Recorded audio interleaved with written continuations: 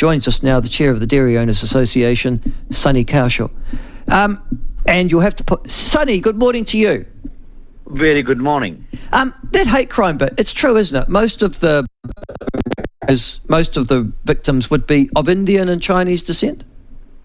I could say there is certainly an element of that one, and it's particular, nationalities or the ethnicities have been the target over the years. So there are certain questions that arise that need to be answered. No, well, it's just that the teachers and staff at Te Kura Kaupapa in Canterbury have claimed that they had one ram raid, so it had to be a hate crime. This has been lovingly reported by the media, but your dairy owners, no, can't possibly talk about that. Can I ask you, Sunny, and I've always wanted to ask, so I'm going to ask you now, and I'm sure I've asked you before, but let's put it on the record. Why are so many Indians dairy owners? They are the most hardworking people. They love to work from morning till late evenings, and they are the ones who like to give back to the community, who like to serve closely to the neighborhoods, and these dairies have been a part and parcel of Kiwi way of life, and they have served very well the communities. Is that why they own so many liquor stores as well? Liquor stores this is what they think they are very good in doing, running the shops and the retail businesses. And of course, the liquor stores are one of the parts when we look at the retail business. So essentially you're saying, and listen, I'm not disagreeing with you, don't get me wrong, but essentially you're saying that ordinary Kiwis don't like working after 5 o'clock. That's very true. I mean, if you look at, go back to probably 15 years or 20 years ago, after 5 o'clock or 6 o'clock, the shops used to be like almost, dark everywhere. But now if you look at, the businesses open until 9 o'clock or 10 o'clock and see who are the business owners and who are the retailers. And I think we need to thank these enterprising people who have come and put a real good life in the country. Well, carrying on that theme, I mean, are you saying most of the dairy owners and liquor store owners are Indian migrants to the country? They're working hard. Is their aim to ensure that their children, who do, help out obviously as part of their holiday jobs and after school and things like that, don't end up in those dairies? Because Indians are doing really, really well academically in this country as well. Let me put it this way. This 5% community is basically contributing 10% to the GDP of New Zealand. So they are not only carrying their own weight, but they're also paying for others. That is the kind of contribution this community is adding to a New Zealand economy. And can I also just thank you on a personal level. Thank God you Indian people arrived in this country about 30 years ago, 40 years ago, because you improved our food so much. English can't cook, neither can Maori. Thank God you arrived, mate. I'm glad that everyone is enjoying. Well, and the Chinese, we wouldn't. Oh, thank God. So finally, something we can eat. Okay, mate. Now, take me to the next bit. And that is yesterday, today, and on Monday, the government is doing a 3-tranche release of youth crime policy, and particularly aimed at what seems to be an explosion of youth crime, and particularly around the ram raiders, but also a series of other antisocial incidents, particularly probably north of Hamilton, where the predominant number of those have applied. I'm interested in your reaction to the parties from the point of view of the victims, and whether or not any of these policies that Labour, National and ACT put out are likely to make a difference. So of all of them that have been released so far, what do you think could make a difference to changing the victimhood of your members? Yeah, first of all, let's go back to your first question. So we have been saying a crime tsunami was coming for over 6 years now. There has been hardly any day that there was not a crime. These small business owners, they are being bashed, they are being ram raided, assaulted every day. It's 18 times a day. there has been the ram raids every 10 hours in New Zealand. So, but we have been ignored until the crime emergency become a political emergency. Last we had another discussion with the new police minister. 3 weeks ago, we went to the parliament with the delegation and we handed over the manifesto, what need to be done. And the same we did with the minister last week when she came to Auckland. We had a meeting scheduled. So it's good to hear that the Labour is taking a note now of the crime when it is completely out of control. It has taken one death, 550% increase in the ram rates, 39% increase in the serious crime, and a 99% increase in retail crime. And what we see is too late to take a U-turn. It has been 6 years late. They should have done when we were crying out for the government to do something. It should have been done when you remember when Chris Hipkins was a police minister. Then also we had a meeting with him last year on 19th of October. They still have not said a zero tolerance. This kind of crime, there need to be a zero tolerance because we can't have more attacks on hardworking and good people. Well, and coming back to the policy. Yeah, carry on. Yeah, go for your life. Coming back to the policy. So policy, it's good to hear the announcements done by the Prime Minister yesterday and day before.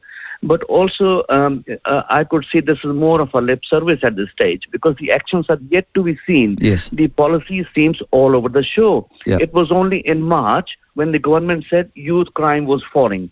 And then in May, when it claimed ram rates were going down as well, right? But actually, we all know it is not. I'm interested in the ram raid concept. Has ram raid become? And I'm not being funny here. Has ram raid become part of the culture, the youth culture, of certain groups in Auckland and Hamilton? Has it become just something you do? Because it seems as the numbers escalate, and I was opining on this yesterday, Sunny, it's 2 a day, over 2 a day. That's the average. It's incredible. That there is no cessation, and that in actual fact, it's, as you point out, increasing in severity and type rather than decreasing. You're right. There are two things. The one is the youth crime. First of all, the culture of excuses need to stop. The youth crime is not the fault of Captain Cook. How come Kiwis went through the Great Depression? Yeah. How come Kiwis went through the Great Depression, 2 world wars, the 1980s without smashing up a corner dairy? So, the problem is the soft on crime approach and the catch and release policy. It has created a permissive environment where there are very little consequences for offenders. What are ram raiders after, Sunny, when they after you go into your places? They're after for anything. They're going into the jewelry stores. They're going into the dairies.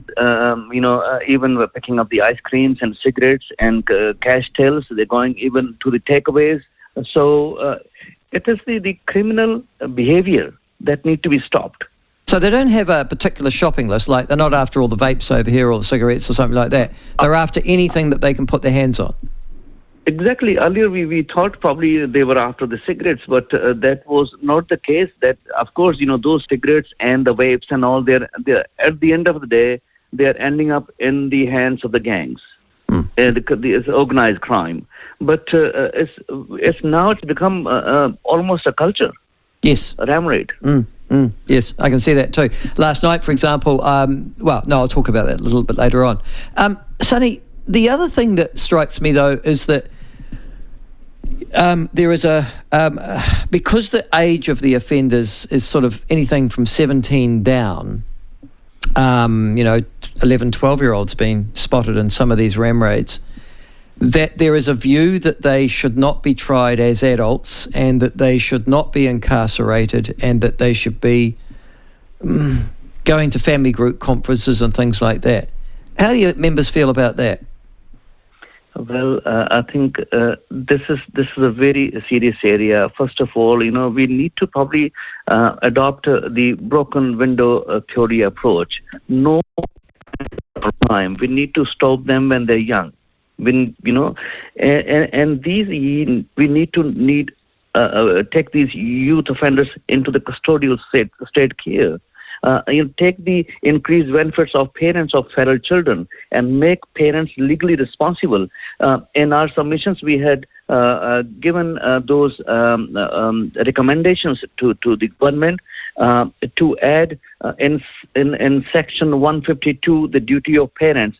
It creates a new duty of parents and guardians within the Crime Act to protect from criminal responsibility. We need to do something. This cannot keep on going like this. We need to have a zero tolerance on this kind of crime, and we need to put the rights of law-abiding ahead of the rights of criminals. I've got somebody here, Ruben. He says, why don't you ask Sunny why dairy owners stop selling such volatile products so that they can keep themselves and their families safe? Does that sort of comment infuriate you? They are in the retail business. They are selling the legitimate products which are allowed by the government. Today you're saying, okay, stop selling cigarettes, which they would because a smoke-free program is coming up. And tomorrow what? Soft drinks? And then the ice creams? Where would you put a stop? And are you going to tell the jewelry stores to stop selling the jewelry? No. Listen. If you're selling legitimate legal products, and frankly, you are, I have no time for an argument that suggests that. Well, why don't you remove those products of sale and then they won't ram raid? They ram raid irrespective. Is that right? Yeah, and also, our Crime Act, which was set up in 1961, which is nearly 62 years now, the majority of them has not been touched. That Crime Act was done for a different New Zealand. Yes, it was. Yep. There are a lot of things that need to be changed. Yep. And we recommended the key amendments that required.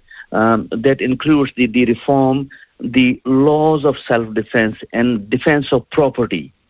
Based on the Australian Criminal Code, and that was Section 52 to 56. I can tell you, for example, if someone comes to snatch your mobile phone, and you try to grab that phone back, and if you hold that offender's arm, and if you end up bruising the offender, you get charged in New Zealand.